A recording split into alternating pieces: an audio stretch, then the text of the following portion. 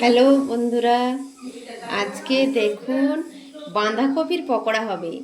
এত সুন্দর বাঁধাকপির পকোড়া, তা একবার খেলে বারবার খেতে ইচ্ছে করবে। এই যে বাঁধাকপিগুলি প্রথমে সরু সরু করে কেটে নিতে হবে।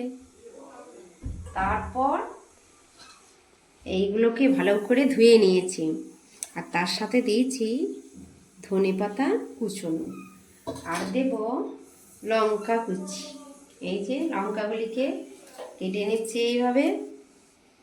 আমার কাছে একটা নতুন কাঁচি ছিল, সেই নতুন কাঁচি দিয়ে কেটে নিলাম। তারপর এই বাঁধাকপিগুলোকে এই শুকনো অবস্থাতে এইভাবে দিতে হবে। তারপর বেসনটি দিতে হবে, বেসনটিকে দিয়ে দিতে হবে।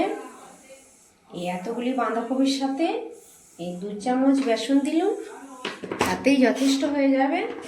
এরপর শুকনো করে মাখতে হবে, এতে কোনো জল দেওয়া হয়নি, জল ছাড়া এটাকে মেখে নিতে হবে।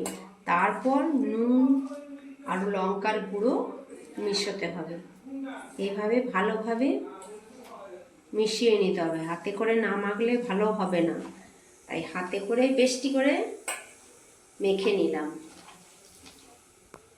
এখানে তেলটি গরম করতে দেওয়া হয়ে গেছে, তেল গরম হয়ে গেছে, আর আমিও এইভাবে পকোড়া তৈরি করতে দিয়ে দিচ্ছি।